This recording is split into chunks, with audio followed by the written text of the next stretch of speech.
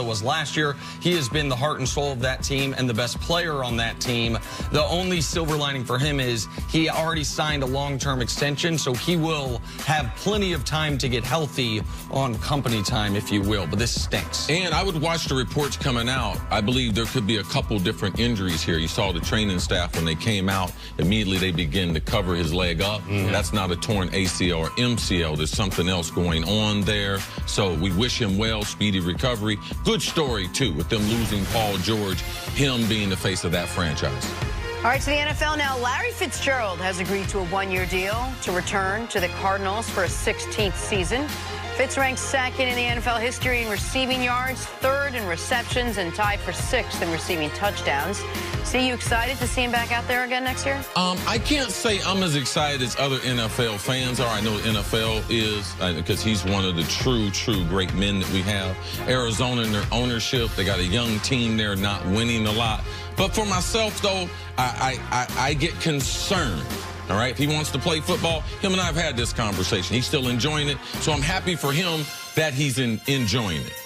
And concerned because just long-term health and things like that. He's got, listen, you mentioned that he's second in yards. The guy, it's not like he can get to first. Jerry's ahead of him by 6,000, so he's doing it, and he's made more money than any receiver ever by a wide margin. He's doing it because he wants to keep playing, and I'm sure Josh Rosen's happy that they've got Larry Fitzgerald another year. Yeah, that name right there is the reason why I'm not happy. Consummate professional. I will say this: the league's a better place when Larry Fitzgerald's in it. One of the best people in football. Yeah. Finally, while the Super Bowl is pretty evenly matched, that according to Vegas and all, the quarterback matchup seems slightly one-sided. I did say slightly. Jared Goff heading to his first ever Super Bowl. Tom Brady practically invented the Super Bowl. Goff, who floundered in year one under Jeff Fisher, has prospered in years 2 and 3 under Sean McVay. And after the win on Sunday, offensive tackle Andrew Whitworth heaped praise on the young quarterback.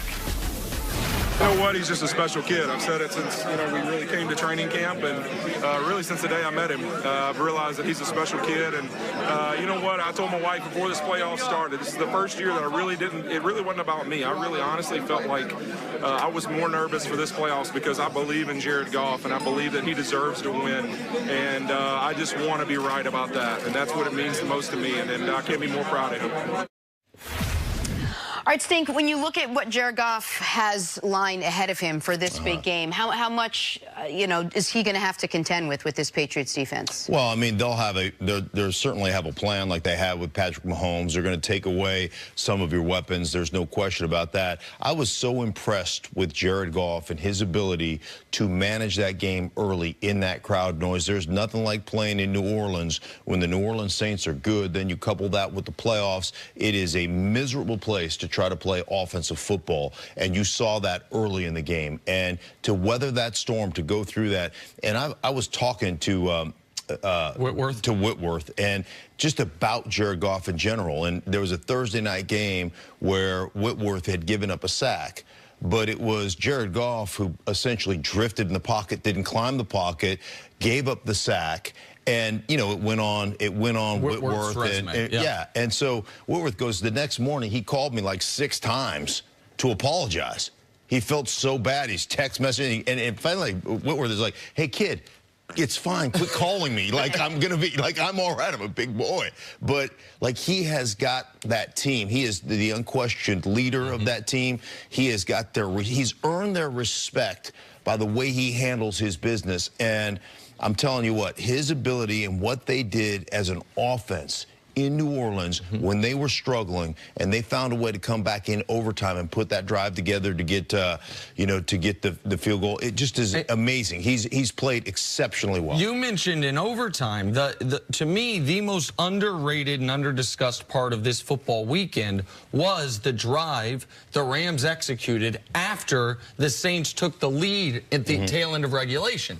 Everyone focused on the missed call. Everyone focused on the other things that went around it. But you are inside the 2-minute warning. You have 1 timeout. You're down 3 with the trip to the Super Bowl on the line. And Jared Goff made some throws now. And I have been more skeptical of him than most. I thought he made some enormous plays late in the game to set up the 48-yard Greg Zuerlein field goal, which is the only reason we got to overtime in that game. The 57-yarder was almost set up by the Drew Brees pick and then just, I think, 2 positive plays. But what he was able to do, and I think most people watching that game thought, when you see Jared Goff running to the far side of the field talking to the receiver, when you see their inability to communicate, when you see the bad luck of one of his first passes of the game goes off Todd Gurley's hands, and all of a sudden the Saints have the ball again, that this was about to be a snowball rolling downhill. His ability to overcome that, I think, should prepare him well for the Patriots defense. But as we've seen from the Pats and saw in the AFC Championship game, Belichick will have something ready for him that he has not seen yet this season and probably hasn't seen in his career. There's 2 keys to Jared Goff going against this New England defense. Number 1 is the question, will he wake up before Patty Mahomes did? Patty Mahomes didn't wake up till halftime. Patty Mahomes didn't realize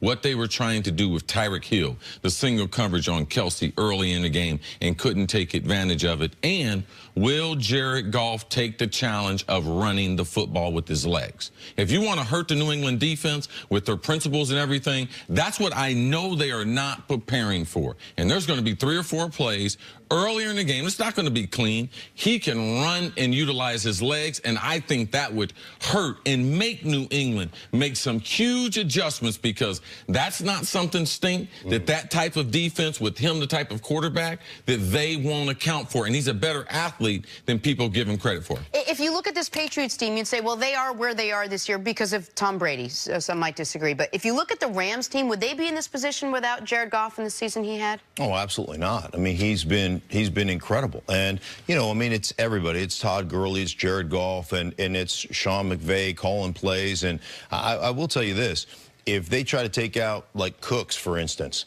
they're still going to get Cooks the ball. Unlike Andy Reid and the Kansas City Chiefs decided not to get Tyreek Hill the ball, not to hand it to him on a jet sweep, not to fake a jet sweep and throw a screen, not to, like, that's inexcusable. But that won't happen under Sean McVay's watch. If you're trying to take out and double team, you're trying to double team Cooks, man, they're going to line up in a stack and a bunch, and they're going to run a shallow cross with him. They will find a way to let him make some plays. But Jared Goff has been exceptional, and they've done an exceptional job from a design standpoint of making sure that he throws so many 5-step drops without a hitch and throws it to the one intended target, because they do a great job with design and a great job of him understanding that design. All right, let's turn to the Cowboys now. Yes, they did win the NFC.